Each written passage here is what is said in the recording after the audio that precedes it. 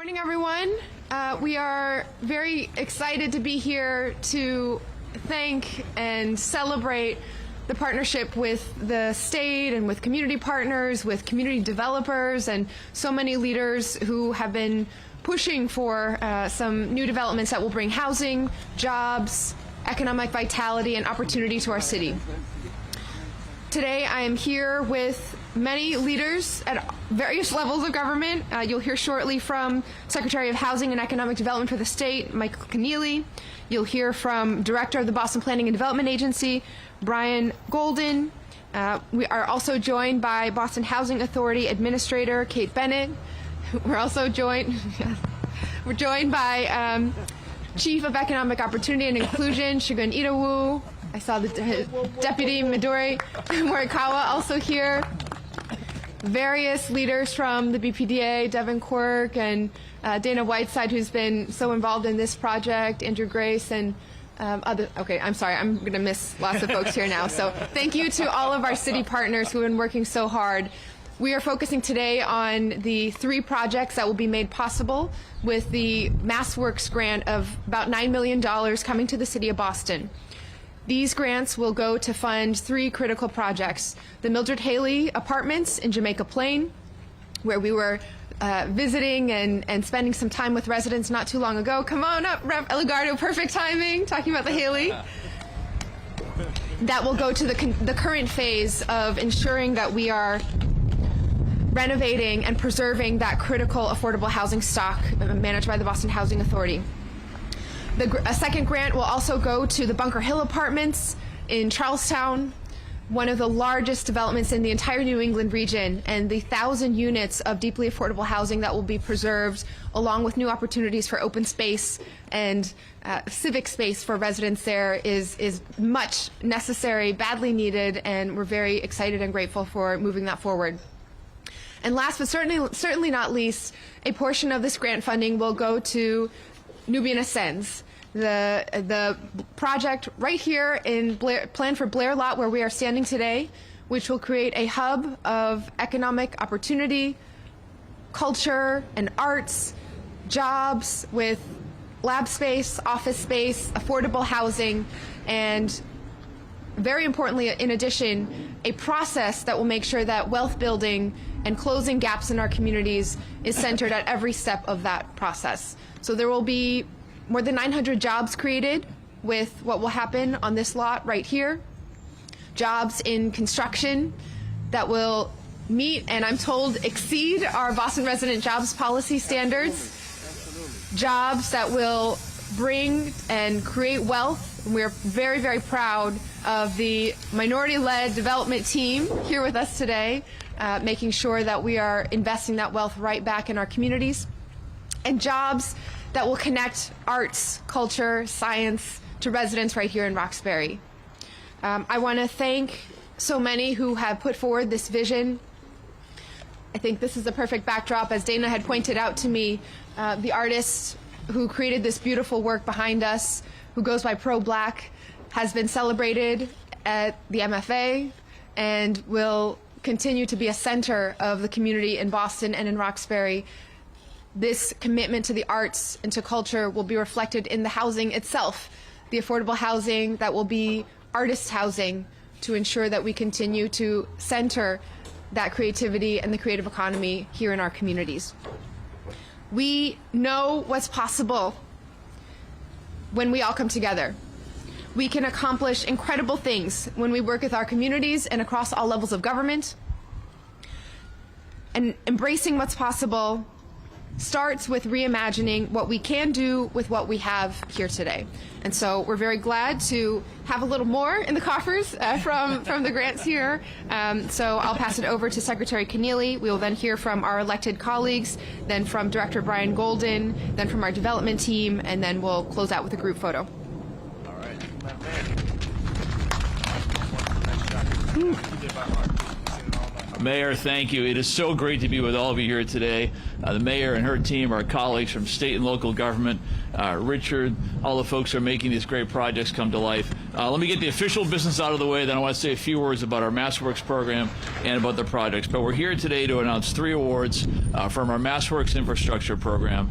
$1.5 million to Nubian Square Ascends, $3.5 million to Bunker Hill Housing Redevelopment, and $4 million to the Mildred Haley Infrastructure Project. Let's hear it for those award winners. Let me say a few words about Massworks. So Massworks is the largest and most flexible and therefore probably the most powerful tool in the economic development toolbox. This year we're making 56 awards, $66 million in grants. Over the life of the Baker-Polito administration, it's been $600 million of Massworks awards that have done a lot of good around the state. Perhaps most notably helping to create 21,000 new units of housing. And I always say, Massworks funds infrastructure, funds streets and lighting, utility, and the basic building blocks of development. What it really funds at the end of the day is collaboration at the local level. It lets a community come forward and tell us these projects are important for us, help us fund them and move them forward. And this year, that dialogue about projects, and last year, is not just about Massworks. It's now 13 different programs that we put together into this one stop for growth, the most streamlined, aligned way, most responsive way we can deliver our great program to our cities and towns. And I want to thank some members of my team here today, Undersecretary Ashley Stolba and Nick Bulens, where's Nick, who deliver these great programs in this incredibly responsive, collaborative way with our cities and towns. Let me say a word about each project. So the housing developments, Bunker Hill and Mildred Haley. In my now 3+ years as secretary, I've had the chance to see probably about 50 different affordable housing developments around the state. And on all the ones I've seen, they're all a little bit different. They're all over Massachusetts. They're all different shapes and sizes, different stages of development, serving different populations. But they all have a few things in common. They are fundamentally really hard to get done.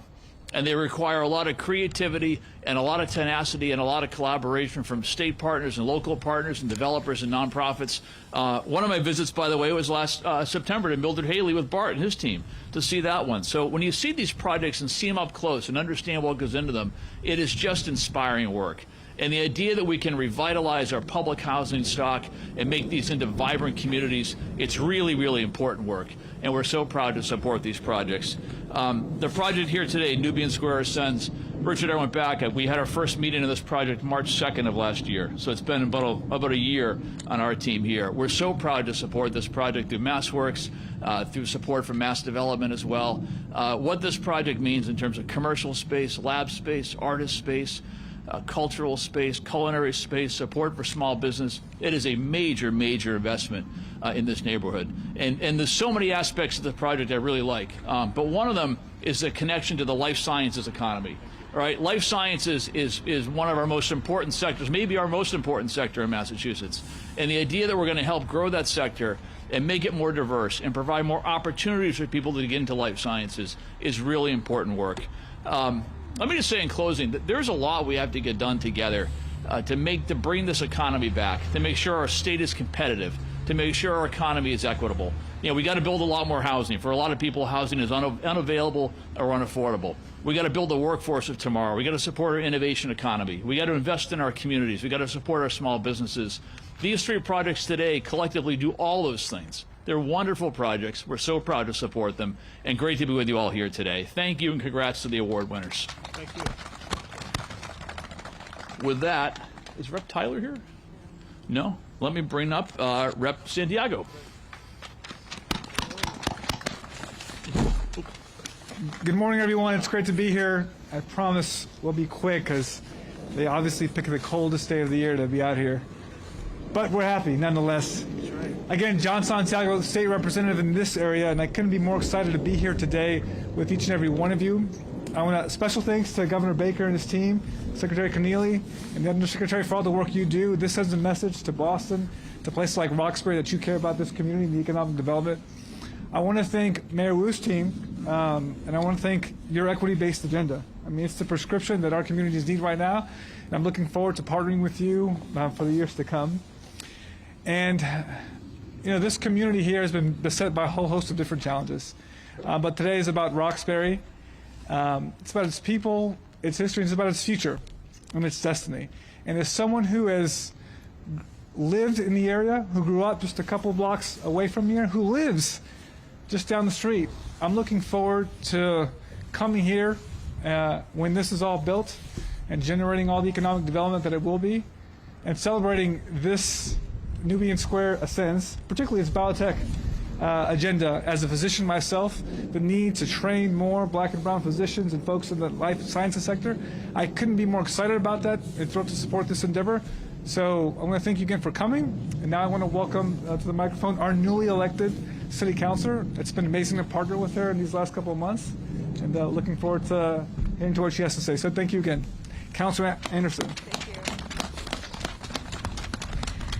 Good morning, everyone. Now, y'all know it's too cold to be out here, so let's make this quick. Shout out to the Commonwealth. Wow, on this level, right, it seems like a big accomplishment. And you see the speeches and the press conferences, and you're like, that's amazing. Wow, we're doing great. On another scale, when we shout out to Richard Taylor and partners, shout out to Ms. Kaidi Grant and partners and collaborators and advocates. When you think about projects like this, especially in Nubian Square, especially in Roxbury, you think about all of the artists and all of the industries, all of the entrepreneurs that are coming to intersect with this project, right? It's really a dream. You think about art space, housing, economic development, and you say, wow, that's what it should look like. But then all the hard work that it took for them to get here, the bureaucratic red tapes and the applications and the arduous long talks and arguments and tears probably. And so as an artist myself and as someone who grew up just down the street from here as well, I know that to get here, it takes revolutionary process and fight. So I look forward to doing more of this. I'm so proud of our mayor for being open to collaborations, and look forward to collaborating with our state colleagues as well. And thank you so much for being here. Let's do more. Thank you. And I would like to introduce to you Miss Nika Elugardo. I love the way my sister, Councilor Tania Anderson, is not a fan of the the procedural stuff that we do. She just gets right to the point. Unlike myself, I still haven't started talking. So I want to especially thank my mayor, Mayor Wu. If we could just give her another hand, because it's not just about housing equity. It's about her strong commitment to partnership, which is exciting and refreshing at all levels of government. And I want to thank you, Secretary, and your team, and the governor. And I fight with the governor on a regular basis because I'm a member of the Black and Latino caucus, and so they give me an audience, and I do that. But on housing, the governor has been right there at my back every step of the way. Anytime I've asked for needs for Mildred C. Haley, he has had my back. I am the representative for Jamaica Plain and Mission Hill. Mildred C. Haley has a very long history there. Our residents there have invested in that land for decades and decades, and they deserve a return on that investment. And so I'm very grateful to the mayor and to the governor for stepping forward to say, you know what, we're not just going to start the job, we're going to finish the job. We're going to make sure that it comes out to about $700 million that are required to just bring Mildred C. Haley up to the level where people have a decent quality of life, have safety, and where we're addressing emissions concerns. Now, $4 million might seem like a little tiny bit in that big chunk of money that's required. But I looked at the grants, and I noticed it's, about 4 times the average grant for that particular Massworks bucket. And so we need to lean even further on my group, the legislature, to make up that $40 million that's still required from the state to completely finish this redevelopment. And then with regards to the, so that'll cover about 637 units. There are another 600 units there, right, that need rehabilitation, that aren't going to be covered by the redevelopment at all. And our Mayor Wu, a few weeks ago, announced $50 million towards that project. So we're getting there. We're getting there. We have about, I like the numbers, we have about 170 million left to go. And I'm doing my job with my colleagues over there at the State House. But I want to give a very special shout out to our chiefs who are here. I see Chief Dillon. I see Chief Adowu. and also Kate Bennett, who was the head of the BHA. They've been incredible partners, not only with government, but also with our tenants associations, who I give a big shout out to my tenants association over at Mildred C. Haley for their leadership and for making sure that we understand what exactly that return on investment looks like. So I thank you all for being here on a cold, cold day, but it is really worth celebration, and we have a lot more work ahead. And I'll pass it over to BPDA Director Brian Golden. Thank you, Mayor. Thanks very much, Mayor. Thank you to Secretary Keneally for visiting with us and your team this morning. Thanks to our partners in the state legislature and the Boston City Council. In a special way, I'd like to thank the team at the BPDA who's helped bring us to this point, the planners, the development staff, the real estate disposition staff. And in particular, I'd like to shout out to our Deputy Chief of Staff, Dana Whiteside, who's been working. Dana's been working development and planning issues in this neighborhood for a long time, but in particular the Massworks stuff. I've been at the agency for about 13 years, and I feel like I'm always talking to Dana about Massworks getting resources into the city to do the quality developments that really serve the needs of the people of Boston. So thanks for all you do, Dana. Over the past several years, the BPDA has prioritized public land for public good and development without displacement. That means not only supporting affordable housing, economic development, and good jobs, but also creating wealth and opportunities for those who have historically been left out by positive development climates. As we gather in the heart of Roxbury, in many ways the literal heart of our city right here, it also means ensuring that those who live and work here benefit from the opportunities that real estate development brings. In 2016, the BPDA kicked off Plan Nubian Square alongside the community and Roxbury Strategic Master Plan Oversight Committee to determine how the many local publicly owned parcels, many of them vacant for decades, could be put to better use and improve the quality of life for Nubian Square and Roxbury residents. The extensive community engagement process included over 30 public workshops, walking tours, and community gatherings to solicit feedback from community members and establish a shared vision for the future. I want to thank the many residents, business owners, community leaders, and advocates who participated in the Plan Nubian process. Your energy, your insights, your commitment, your history are shaping the future of this neighborhood right now. When we released the request for proposals for this Blair lot, where we stand today, it reflected the community's vision by seeking a project that used development as a catalyst to promote arts, culture, education, and local job creation, as well as wealth creation opportunities for the Nubian Square community. We're thrilled to be here today to celebrate the Massworks funding that will help make this transformational project in Nubian Square a reality. It's my pleasure now to turn it over to Mr. Richard Taylor, representing the Nubian Ascends team. Thanks very much. Thank you. Director Golden, appreciate it. Thank you very much, and good morning. Such eloquent speakers really talking about the process and the end product here. Mayor Wu, delighted for you to come again. You've been here, I think, 3 times in the last 3 weeks. Previously, you announced $40 million of funds for affordable housing. 6 of those projects from those funds were for Nubian Square. Secretary Keneally, thank you so much. You, too, have walked this parking lot, walked Washington Street. You've done a walking tour of this square. Neither of them are visitors today. They have been here before, and we appreciate their return and the resources that they bring. All the colleagues on my right and left, state reps, elected city officials, all of them have been actively involved in what's going on in this square. I wanted to reiterate a point, though, that Director Golden mentioned. The Roxbury Strategic Master Plan Oversight Committee has been working for decades. Dana's team, awesome. When those RFPs came out, they were different this time. They were different because they looked for local minority-owned developers to be able to come in, bring opportunity, spread opportunity. I want to thank my partner, Kai Grant. She's responsible for all of the artwork that you see here. Black Lives Matter all over Nubian Rose last summer. If you gaze over to the left, you'll see the White O. Harrison Supply. The Benjamin Franklin Institute of Technology is coming here. 68,000 square feet. They're going to be our partner doing life science training. And I want to focus for a minute on life science training. As has been noted, Secretary Keneally mentioned, it is the most powerful economic engine in this state. Cranes are everywhere.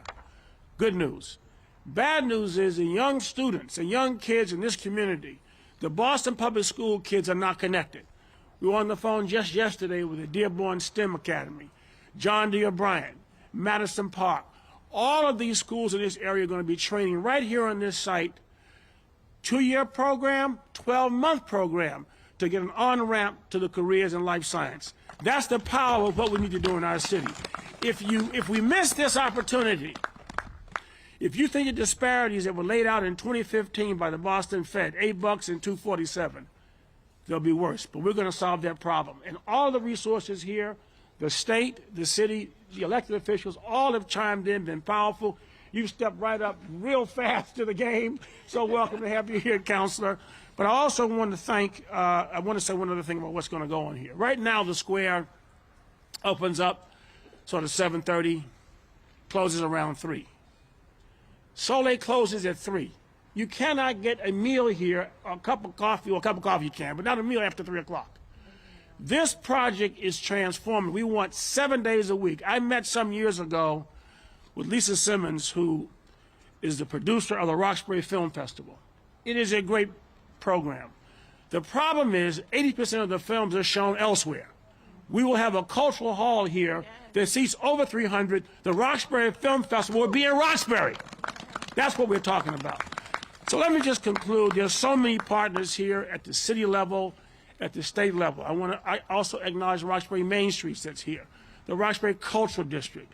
But this has really been a bottom-up process. Dana, Devin, Morgan, your entire staff have been absolutely extraordinary. Construction will start next month right across the street. It's going to be a new Dudley Cafe. Haley House, Haley House Cafe. And they're going to be right on the street, not in back. So this square is on the move. Nubian Square ascends. Thank you very much.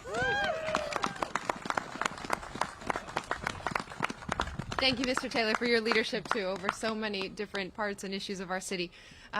Questions? How long has the Blair lot been empty? How long has the Blair lot been empty? Dana, why don't you come up and help us see some of this? Come on, Dana. And give some background on John. Dana has been working on this for years and years.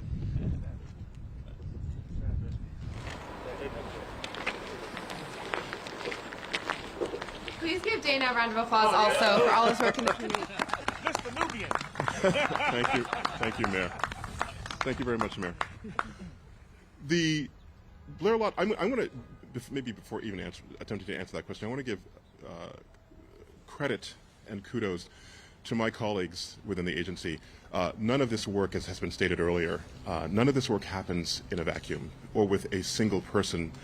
I consider myself one among many equals, and among those equals I would include Devin Quirk, my colleague who's Director of Real Estate, Morgan McDaniel, who's a Senior Officer, in Senior Real Estate Development Officer, my colleagues at the Mayor's Office of Housing, Sheila Dillon, the great leadership of Director Golden, among many.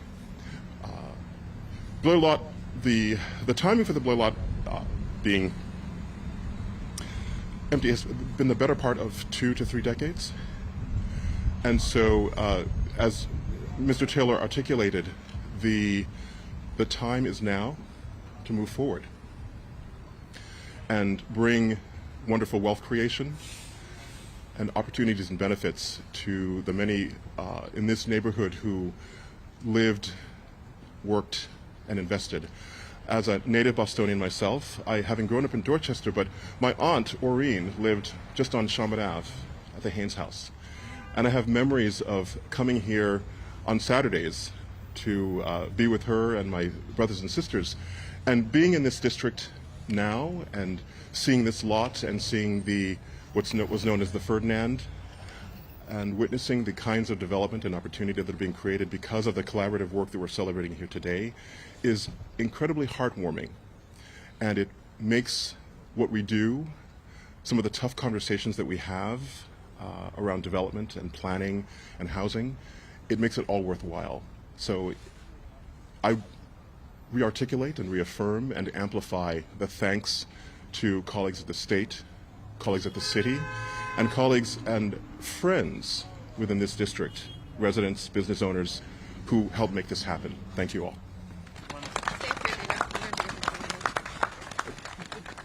Other questions? Mayor, could I ask you about your vaccine mandate? It's entering a new phase today, and yet a lot of people are thinking, you know, we're getting through this pandemic. Where's the off-ramp? What can you say about that? So we have previously announced the metrics that would define what happens with our policies. And to emphasize that the fastest way for us to get through this pandemic is to continue getting vaccinated, continue getting boosted. I think I have the numbers off the top of my head, but let me pull out so I don't get them wrong. The numbers are updated twice weekly for the city of Boston, and we're actually getting quite close to the thresholds that were announced. So if you recall, the thresholds that were announced were 5% community positivity, 200 daily COVID hospitalizations, and 95% ICU capacity. Once we get below all those three is when we will lift the proof of vaccination requirement for certain indoor venues. As of Tuesday evening, the city of Boston is at 5.4% positivity, 278 COVID hospitalizations per day, and we've been at about 90% ICU capacity. So we're getting there. The fastest way to keep those numbers coming down is, again, to continue getting vaccinated and boosted, and we continue to offer vaccination clinics throughout the city. You said you'd like to see those numbers stay low for a couple of weeks before you would make a change? On the mask mandate, but on the proof of vaccination for indoor venues, we're waiting until we're below all those thresholds to lift that. And then why aren't they done every day? You said twice a week. So kind of explain to the public why we're not seeing them every day like the state. Sure. We're actually in the process of working on a real-time COVID dashboard that will live on the City of Boston's website. It's currently a feed that is produced from all different sources of data through the Boston Public Health Commission. The three metrics were chosen by our Boston Public Health Commission because they represent the strain that is on our hospital system from COVID-19, both in the availability of ICU beds for anyone who might have any intense crisis, as well as the daily COVID hospitalizations. And I know sometimes there's questions on what is a hospitalization with COVID versus for COVID. We use the total number of those who are hospitalized primarily because of COVID, as well as those who are hospitalized for a different purpose, but who, upon being tested at the hospital, test positive for COVID, because even in those cases, it requires specialized care due to the pandemic, specialized PPE, specialized staffing, and so that really reflects the need and the strain and use of our hospital resources. And the last metric is community positivity, which reflects the transmission rate. Once that transmission rate is low and once the strain on our hospital system has eased, that is when we will be able to lift some of our COVID protections. And it is on all of us to keep those numbers moving down, and we've been doing a great job seeing vaccination tick up since then. We hope to continue that. Go back up there, go back on when one of the three comes back about. So the hope is that we will get through this surge and stay low and stay stable, but our intention is not to have a kind of very often fluctuating situation. These three thresholds are really seen as an off switch and an on switch. When you're off, you're below. You need to get below all three to turn off the switch. And as we watch the numbers, as we're watching the wastewater data, we hope that we'll be able to anticipate and apply these same metrics for the next surge. Our intention is that when we are sort of fully above all three, that will represent another major surge in Boston. Knock on wood, we won't come to that. But the pandemic continues to evolve. We continue to see new variants developing, and many of the epidemiologists I've spoken to and am in contact with also predict that we very well may have another surge next fall and next winter.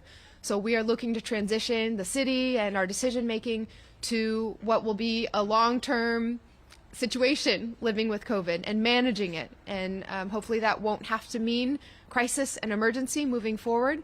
But again, it very much depends on getting our vaccination and booster rates higher. Other major cities, including Washington, D.C., most recently yesterday, I believe, they rescinded their vaccine mandate, but in tandem they also rescinded the mask mandate. Do you have an intention to rescind both of those in tandem? As mentioned before, the proof of vaccination for indoor requirements will be lifted once we are below all three of those thresholds. For the mask mandate, our Boston Public Health Commission would like to see some additional trends of ensuring that we are on a downward trend and ensuring that we are past that. So they will likely move separately. Such as what? Downward trends on across those three metrics.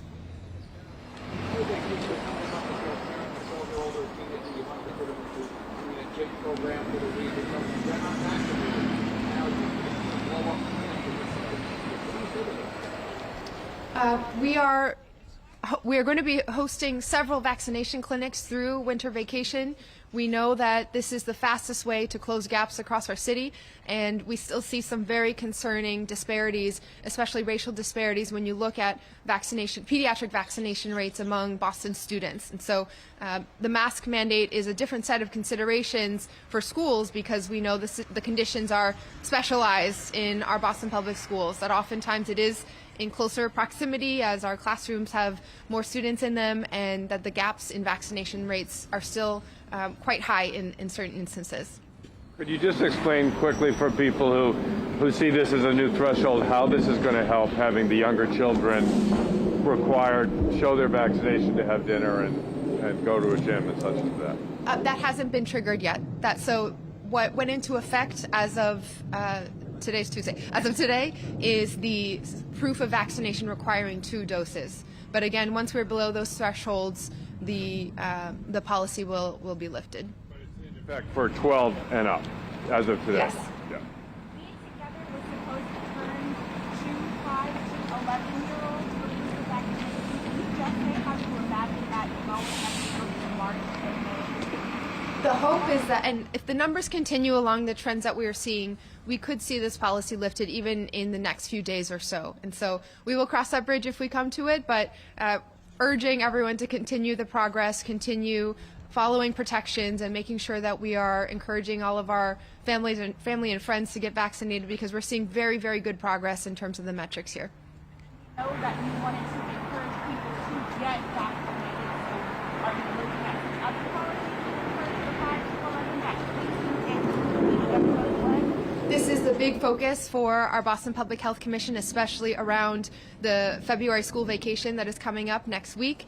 There will be lots of events, and at the Children's Winter Festival downtown, there will be a big focus with opportunities for vaccination and boosters as well. And so we're working very closely with the school system and with other organizations to try to close those gaps as much as possible while families have some time and are looking for activities over the next week. Clarify really quickly those hospitalization numbers that are being used to determine all of this. Are they just for Boston residents, or are they generally the numbers for the Boston? It's anyone who is hospitalized in a Boston hospital, regardless of where you live. I guess my question would be, why do Bostonians need to pay the price, so to speak, for the numbers in the Boston hospitals when there are people from all over the area that use these hospitals? That is the privilege and the responsibility that we bear as a center city for the entire region. We are proud to be service providers and to have so many of our safety net hospitals here in the city. And we have an obligation to ensure that those hospitals and those frontline healthcare workers who have given so much during this pandemic have the support they need so that we can begin to ease the strain that they've been facing for far too long now. Updates on the public safety unions fighting your vaccine mandate for workers? We continue to be in talks with all of our unions. The school committee will take up the proposed and ratified MOA with the Boston Teachers Union at their meeting later this evening, and we're in negotiations with our other unions alongside that. So no advancements there. You're still sort of Nothing stuck. to announce yet. Mayor, the 2 days of the benchmark is Tuesday and Friday. Right now, I believe it's Tuesday night and Thursday night, but I could be wrong. It might be Friday. I thought it was Tuesday, Thursday, but it might make sense that it's spaced apart a little bit. Thank you. Great. Thank you, everyone. Okay, everyone, let's come up for a group picture.